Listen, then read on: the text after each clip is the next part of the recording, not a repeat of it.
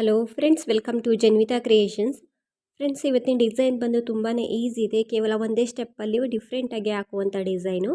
So ನಾನು ಇದನ್ನು ಬಟ್ಟೆಗೆ ಹಾಕಿ ತೋರಿಸ್ತಾ ಇದ್ದೀನಿ. ನಿಡಲ್ ಬಂದು 10 ತೊಗೊಂಡಿದ್ದೀನಿ, 11 ಆದರೂ ಕೂಡ ನಡೆಯುತ್ತೆ. 6 ಎಳೆ ದಾರನ ತೆಗೆದು ನಾಟ್ ಹಾಕ್ಕೊಂಡಿದ್ದೀನಿ. ಫ್ರೆಂಡ್ಸ್, ಇದಕ್ಕೆ ಬೀಡ್ಸ್ಗಳನ್ನ ತೊಗೊಂಡಿದ್ದೀನಿ, ಮುಂದೆ ತೋರಿಸ್ತೀನಿ.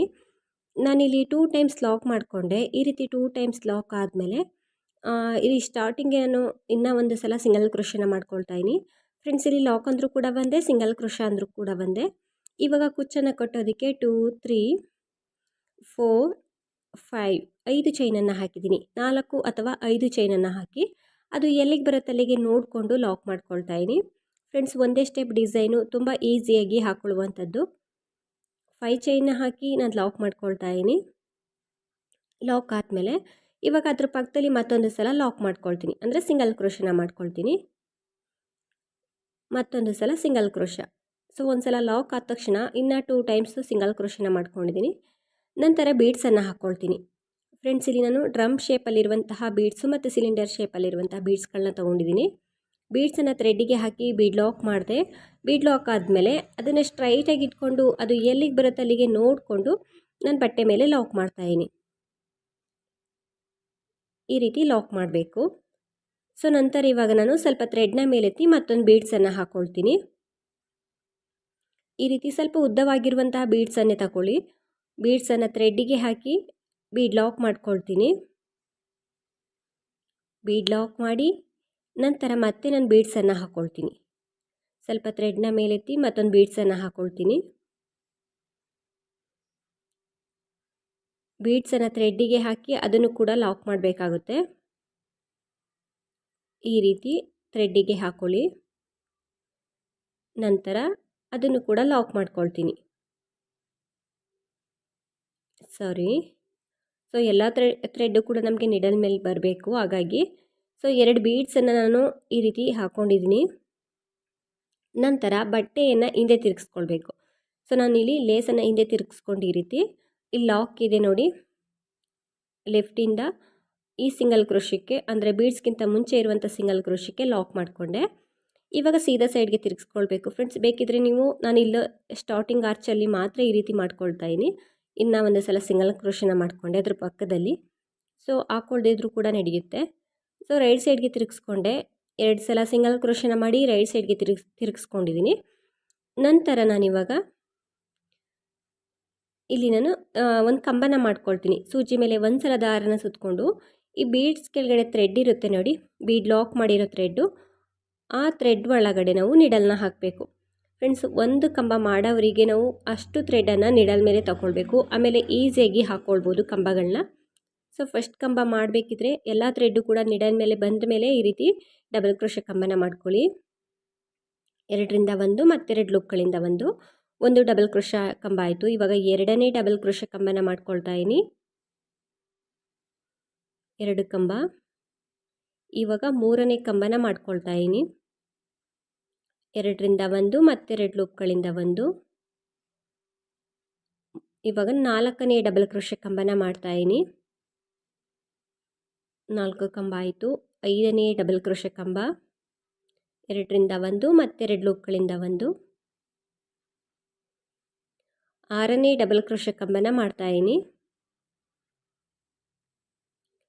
ಇವಾಗ 7ನೇ ಡಬಲ್ ಕ್ರೋಶ ಕಂಬ. ಸೊ ಈ ರೀತಿಯಾಗಿ ಕಂಬಗಳನ್ನ ಫಿಲ್ ಮಾಡಬೇಕು. 7 ಕಂಬ ಆಯ್ತಲ್ವಾ. ಮತ್ತೆ ಸೂಜಿ ಮೇಲೆ ದಾರನ ಸುತ್ತಕೊಂಡು ಮಧ್ಯದಲ್ಲಿ 2 ಬೀಡ್ಸ್ಗಳ ಮಧ್ಯೆ ಪ್ಲೇಸ್ ಇರುತ್ತೆ ನೋಡಿ, ಅಲ್ಲಿ ನಾನು ಮತ್ತೊಂದು ಡಬಲ್ ಕ್ರೋಶ ಕಂಬನ ಮಾಡಿಕೊಂಡೆ. ಕಂಬ ಆದಮೇಲೆ ಒಂದು ಬೀಡ್ಸನ್ನು ಹಾಕ್ಕೊಳ್ತಾ ಇದ್ದೀನಿ. ಸೊ ಒಂದು ಡಬಲ್ ಕ್ರೋಶ ಕಂಬನ ಮಾಡಿ ಈ ರೀತಿ ಗೆಜ್ಜೆ ಟೈಪಲ್ಲಿರುವಂಥ ಬೀಡ್ಸನ್ನು ಹಾಕ್ಕೊಳ್ತಾ ಇದ್ದೀನಿ. ನಾರ್ಮಲ್ ಬೀಡ್ಸ್ ಆದರೂ ಕೂಡ ನೀವು ಹಾಕ್ಕೊಳ್ಬೋದು. ಬೀಡ್ಸನ್ನು ಥ್ರೆಡ್ಡಿಗೆ ಹಾಕಿ ಸೂಜಿ ಮೇಲೆ ದಾರನ ಸುತ್ತಕೊಂಡು ಸೇಮ್ ಪ್ಲೇಸಲ್ಲಿ ಹೋಗಿ ಥ್ರೆಡ್ನ ಮೇಲೆ ತಂದು ಡಬಲ್ ಕ್ರೋಶ ಕಂಬನ ಮಾಡಬೇಕು. 2ರಿಂದ 1 ಮತ್ತೆರಡು ಲೂಪ್ಗಳಿಂದ 2 ಕಂಬ ಆಯಿತು. ಮತ್ತೊಂದು ಬೀಡ್ಸನ್ನು ಹಾಕ್ಕೊಳ್ತಾ ಇದ್ದೀನಿ. ಫ್ರೆಂಡ್ಸ್, ಇಲ್ಲಿ ನಾರ್ಮಲ್ ಸೈಜ್ ಬೀಡ್ಸ್ ಇರುತ್ತಲ್ಲ ರೌಂಡ್ ಶೇಪ್ದು, ಅದಾದರೂ ಹಾಕ್ಕೊಳ್ಬೋದು.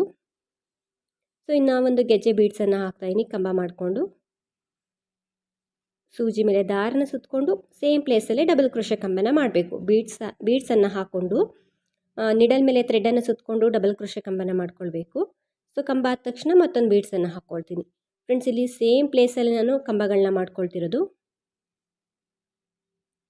ಸೊ ಬೀಡ್ಸನ್ನು ಹಾಕ್ಕೊಂಡೆ ಅದೇ ಪ್ಲೇಸಲ್ಲಿ ಕಂಬನ ಮಾಡ್ಕೊಳ್ತಾ ಇದ್ದೀನಿ. ಸೊ 3 ಬೀಡ್ಸ್ ಬರೋ ಹಾಗೆ ಮಾಡ್ಕೊಳ್ತಿದ್ದೀನಿ ಅಷ್ಟೇ ಫ್ರೆಂಡ್ಸ್. ಇಲ್ಲಿ ಏನು ಚೈನ್ಗಳನ್ನ ಹಾಕಿರಲ್ಲ, ಆದರೂ ಕೂಡ ಆರಾಮಾಗಿ ಕಂಬಗಳನ್ನ ಮಾಡ್ಕೊಳ್ಬೋದು. ಒಂದು 4 ಕಂಬಗಳನ್ನ ಆರಾಮಾಗಿ ಮಾಡ್ಕೊಳ್ಬೋದು. ಸೊ 3 ಬೀಡ್ಸ್ ಬರೋ ಹಾಗೆ ಮಾಡಿಕೊಂಡು ಸೂಜಿ ಮೇಲೆ ದಾರನ ಸುತ್ತಕೊಂಡು ನೆಕ್ಸ್ಟ್ ಬೀಡ್ಸಿಂದ ಥ್ರೆಡ್ ಇರುತ್ತೆ ನೋಡಿ, ಬೀಡ್ ಲಾಕ್ ಮಾಡಿರೋ ಥ್ರೆಡ್ಡು, ಈ ರೀತಿ ಅದ್ರ ಒಳಗಡೆ ನೀಡಲ್ನ ಹಾಕಬೇಕು. ಸೊ ಫಸ್ಟ್ ಕಂಬ ಮಾಡೋವರಿಗೆ ಅಷ್ಟೇ, ನಂತರ ಕಂಬಗಳನ್ನ ಆರಾಮಾಗಿ ಮಾಡ್ಕೊಳ್ತಾ ಹೋಗ್ಬೋದಲ್ಲಿ. ಅಷ್ಟು ಏನಕ್ಕಪ್ಪ ಅಂದರೆ ಅಲ್ಲಿ ಬೀಡ್ಸ್ ಜಾರುತ್ತೆ ಅಲ್ವಾ, ಹಾಗಾಗಿ ಒಂದು ಕಂಬ ಮಾಡಿಕೊಂಡ್ರೆ ಆರಾಮಾಗಿ ಕಂಬಗಳನ್ನ ಫಿಲ್ ಮಾಡ್ಕೊಳ್ಬೋದು. ಫ್ರೆಂಡ್ಸ್ ನಾನಿಲ್ಲಿ ಫಸ್ಟ್ ಕಂಬ ಅಂದರೆ ಫಸ್ಟ್ ಕಂಬಕ್ಕೆ ಕಂಬಗಳನ್ನ ಮಾಡ್ಕೊಂಡಲ್ಲ ಬೀಡ್ಸ್ ಹಿಂದೆ, ಸೊ ಅಲ್ಲಿ ಹೇಗೆ ಎಷ್ಟು ಕಂಬನ ಹಾಕ್ಕೊಂಡ್ನೋ ಅಷ್ಟೇ ಕಂಬನ ಇಲ್ಲೂ ಕೂಡ ಹಾಕ್ಕೊಳ್ತೀನಿ. ಅಲ್ಲಿ 7 ಕಂಬನ ಮಾಡಿದ್ದೆ, ಸೊ ಇಲ್ಲೂ ಕೂಡ 7 ಕಂಬ ಮಾಡ್ಕೊಳ್ತೀನಿ. ಇನ್ ಕೇಸ್ ನಿಮಗೆ ಜಾಸ್ತಿ ಕಂಬ ಬಂದಿದ್ರೆ ಅಲ್ಲಿ ಎಷ್ಟು ಮಾಡ್ಕೊಳ್ತೀರೋ ಅಷ್ಟೇ ಕಂಬಗಳನ್ನ ಈ ಸೈಡು ಕೂಡ ಮಾಡ್ಕೊಳ್ಳಿ. ಸೊ 2 ಕಡೆ ನೀಟಾಗಿ ಕಂಬಗಳನ್ನ ಈ ರೀತಿ ಫಿಲ್ ಮಾಡಬೇಕು. ಬೇಕಿದ್ರೆ ಇನ್ನೂ ಸ್ವಲ್ಪ ಗ್ರ್ಯಾಂಡ್ ಬೇಕು ಅನ್ನೋದಾದರೆ ಕಂಬಗಳನ್ನ ಮಾಡ್ತೀರಲ್ವ, ಅಲ್ಲಿ ಕಂಬ ಮಾಡಬೇಕಿದ್ರೆ ಒಂದೊಂದು ಬೀಡ್ಸನ್ನು ಹಾಕ್ಕೊಂಡು ಕಂಬನ ಮಾಡ್ಕೊಳ್ಬೋದು. ಅಂದರೆ ಸ್ಮಾಲ್ ಸೈಜ್ ಬೀಡ್ಸ್ಗಳನ್ನ ಬಳಸ್ಕೊಳ್ಬೋದು. ಸೊ ಈ ರೀತಿ ಇದ್ದರೆ, ಈ ರೀತಿಯೇ ಬೇಕು ಅನ್ನೋದಾದರೆ ಈ ರೀತಿಯೇ ಟ್ರೈ ಮಾಡಿ. ಸೊ ಚೇಂಜಸ್ ಮಾಡ್ಕೊಳ್ಬೋದು ಫ್ರೆಂಡ್ಸ್, ಹೀಗೇ ಹಾಕ್ಕೊಳ್ಬೇಕು ಅಂತ ಏನಿಲ್ಲ. ಸಾರಿ, ಈ ರೀತಿ ನಾವು 7 ಕಂಬನ ಫಿಲ್ ಮಾಡಿಕೊಂಡು ನಂತರ ನಾನು ಇಲ್ಲಿ ಒಂದು ಚೈನನ್ನು ಹಾಕಿ ಸೊ ಅದೇ ಪ್ಲೇಸಲ್ಲಿ ಲಾಕ್ ಮಾಡ್ಕೊಳ್ತೀನಿ. ನಂತರ ಲೇಸ್ ಮೇಲಾದರೂ ಡೈರೆಕ್ಟಾಗಿ ಲಾಕ್ ಮಾಡ್ಕೊಳ್ಬೋದು, ಅಥವಾ ಲಾಕ್ ಹಿಂದೆಯಿಂದ ಹೋಗಿ ಅಲ್ಲೊಂದ್ಸಲ ಲಾಕ್ ಮಾಡ್ಕೊಂಡಾದರೂ ನೀವು ಲಾಕ್ ಮಾಡ್ಕೊಳ್ಬೋದು. ಸೊ ಚೇಂಜಸ್ ಮಾಡ್ಕೊಳ್ಬೋದು. ಇಲ್ಲಿ ನಿಮ್ಗೆ ಹೇಗೆ ಫಿನಿಶಿಂಗ್ ನೀಟಾಗಿ ಬರುತ್ತೋ ಹಾಗೆ ಲಾಕ್ ಮಾಡ್ಕೊಳ್ಳಿ. ಸೊ ಇಲ್ಲಿ ಈ ರೀತಿ ಮಾಡಿದಾಗ ಫಿನಿಶಿಂಗ್ ಬರಲಿಲ್ಲ, ಹಾಗಾಗಿ ನಾನು ಮತ್ತೆ ಬಿಚ್ಚಿ ಈ ಲಾಕ್ ಹಿಂದೆಯಿಂದ ಹೋಗಿ ಥ್ರೆಡ್ನ ತಂದು ಲಾಕ್ ಮಾಡ್ಕೊಳ್ತಾ ಇದ್ದೀನಿ.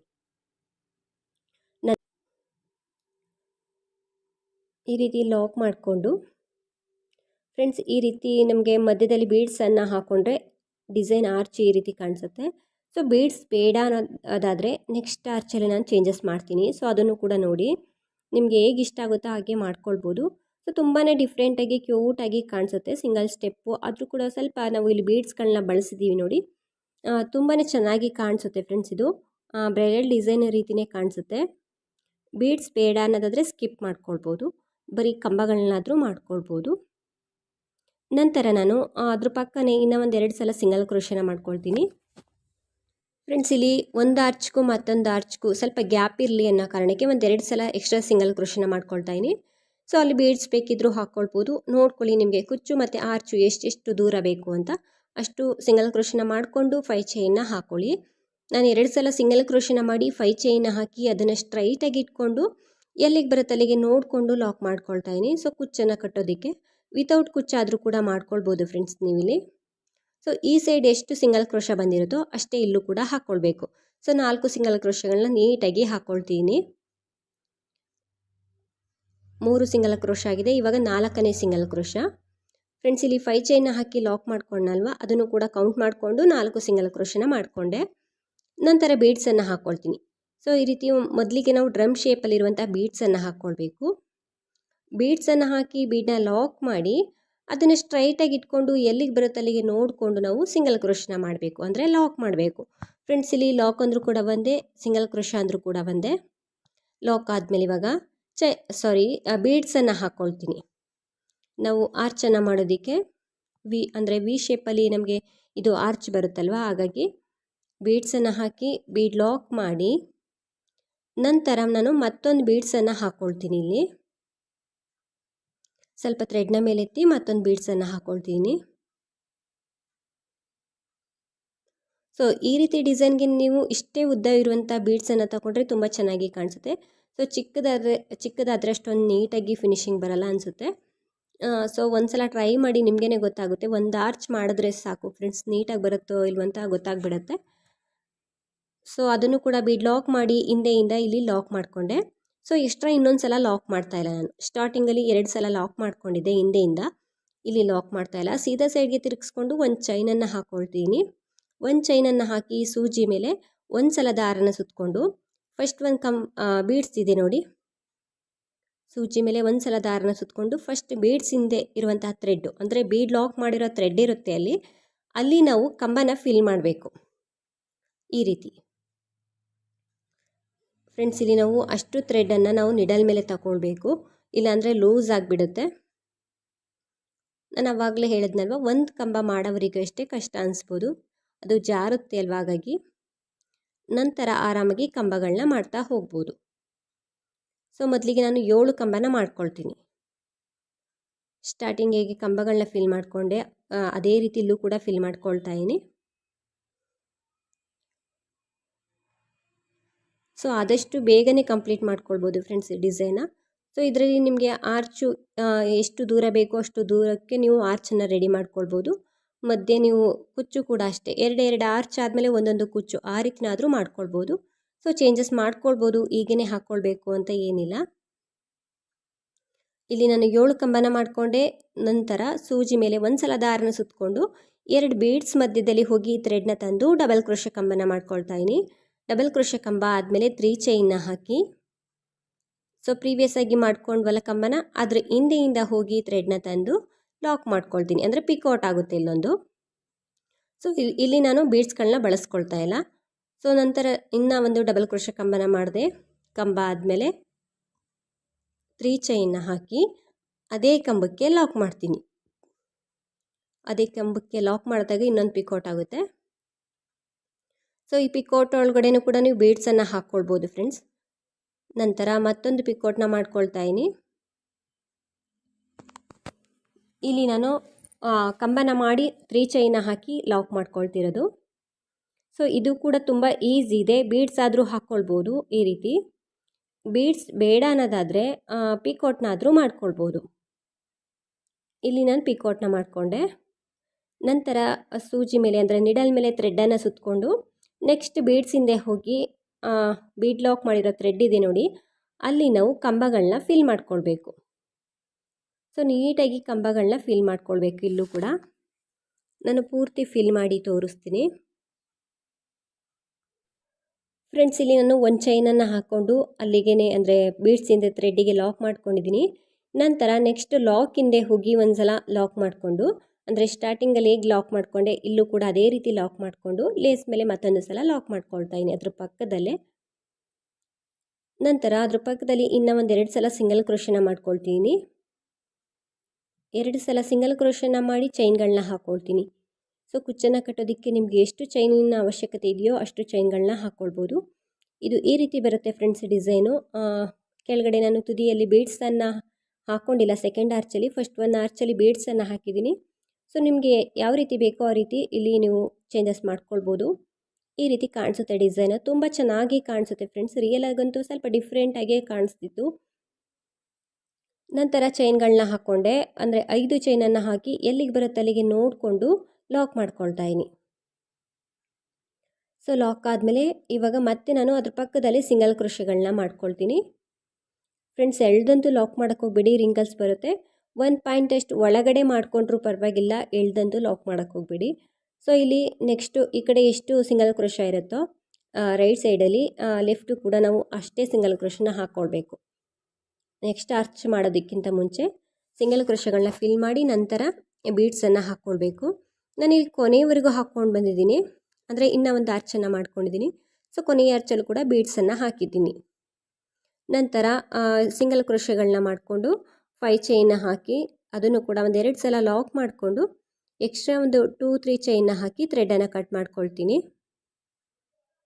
ಇಲ್ಲಿ ಕೊನೆಯಲ್ಲಿ ಒಂದು 2 ಸಲ ಸಿಂಗಲ್ ಕ್ರೋಶನ ಮಾಡ್ಕೊಳ್ತಾ ಇದ್ದೀನಿ. ಒಂದು 2-3 ಸಲ ಸಿಂಗಲ್ ಕ್ರೋಶನ ಮಾಡಿಕೊಂಡು ಎಕ್ಸ್ಟ್ರಾ ಒಂದು 2 ಚೈನ್ನ ಹಾಕಿ ಥ್ರೆಡನ್ನು ಕಟ್ ಮಾಡ್ಕೊಳ್ಬೇಕು. ಥ್ರೆಡನ್ನು ಕಟ್ ಮಾಡಿ ನಿಡಲ್ನ ನಮ್ಮ ಸೈಡ್ ಹೇಳ್ಕೊಂಡ್ರೆ ಅದು ಟೈಟಾಗಿ ಕೂರುತ್ತೆ ಫ್ರೆಂಡ್ಸ್. ಈ ರೀತಿ ಡಿಸೈನ್ ಬರುತ್ತೆ, ತುಂಬಾ ಚೆನ್ನಾಗಿ ಬಂದಿದೆ. ಸೊ ಇದಕ್ಕೆ ನಾನು ಕುಚ್ಚನ್ನು ಕೂಡ ಹಾಕಿ ತೋರಿಸ್ತೀನಿ ಹೇಗೆ ಕಾಣಿಸುತ್ತೆ ಅಂತ. ಇಲ್ಲಿ ಗೆಜ್ಜೆ ಬೀಡ್ಸ್ ಆದರೂ ಹಾಕ್ಕೊಳ್ಬೋದು ಅಥವಾ ಪಿಕೋಟ್ ಆದರೂ ಕೂಡ ಮಾಡ್ಕೊಳ್ಬೋದು. ಸೊ ಈ 5 ಚೈನ್ ಗ್ಯಾಪಲ್ಲಿ ನಾವು ಕುಚ್ಚನ್ನು ಕಟ್ಕೊಳ್ಬೇಕು ಫ್ರೆಂಡ್ಸ್. ಇದಕ್ಕೆ ಕುಚ್ಚನ್ನು ಕಟ್ಟಿದ್ರೆ ಈ ರೀತಿ ಕಾಣಿಸುತ್ತೆ, ತುಂಬಾ ಚೆನ್ನಾಗಿ ಬಂದಿದೆ. ಒಂದು ಸಿಂಪಲ್ ಬ್ರೈಡಲ್ ಡಿಸೈನ್ ಅಂತಲೇ ಹೇಳ್ಬೋದು. ಡಿಫ್ರೆಂಟಾಗಿ ಒಂದೇ ಸ್ಟೆಪ್ಪಲ್ಲಿ ಹಾಕುವಂಥ ಡಿಸೈನು. ನೀವೊಮ್ಮೆ ಟ್ರೈ ಮಾಡಿ. ಪ್ರೈಸ್ ಬಂದು ಇದಕ್ಕೆ ಒಂದು 400 ಇಂದ 500 ವರೆಗೂ ಚಾರ್ಜ್ ಮಾಡ್ಕೊಳ್ಬೋದು. ನಿಮ್ಮ ಪ್ಲೇಸ್ ಮೇಲೆ ಡಿಪೆಂಡ್ ಆಗಿರುತ್ತೆ, ಇಷ್ಟೇ ಅಂತ ಹೇಳೋಕ್ಕಾಗಲ್ಲ. ಹೆಚ್ಚು ಕಡಿಮೆ ಮಾಡ್ಕೊಳ್ಬೋದು ಫ್ರೆಂಡ್ಸ್. ಡಿಸೈನ್ ಅಂತೂ ತುಂಬ ನೀಟಾಗಿ ಬರುತ್ತೆ, ಫಿನಿಶಿಂಗು ಅಷ್ಟೇ ತುಂಬ ಚೆನ್ನಾಗಿ ಬರುತ್ತೆ. ನೀವೊಮ್ಮೆ ಟ್ರೈ ಮಾಡಿ. ಹಾಗೆಯೇ ನೀವೇನಾದರೂ ಫಸ್ಟ್ ಟೈಮ್ ನೋಡ್ತಿದ್ರೆ ಪ್ಲೀಸ್ ನಮ್ಮ ಚಾನಲ್ನ ಸಬ್ಸ್ಕ್ರೈಬ್ ಮಾಡಿ, ಸಪೋರ್ಟ್ ಮಾಡಿ. ಈ ಡಿಸೈನ್ ಹೇಗಿದೆ ಅಂತ ಕಮೆಂಟ್ ಮೂಲಕ ತಿಳಿಸಿ. ಆದಷ್ಟು ವಿಡಿಯೋನ ಲೈಕ್ ಮಾಡಿ, ಶೇರ್ ಮಾಡಿ. ನೀವೊಮ್ಮೆ ಟ್ರೈ ಮಾಡಿ ಫ್ರೆಂಡ್ಸ್, ಡಿಸೈನ್ ತುಂಬ ಚೆನ್ನಾಗಿ ಬರುತ್ತೆ, ಹಾಕೋದು ಕೂಡ ತುಂಬ ಈಸಿ ಇದೆ. Thank you.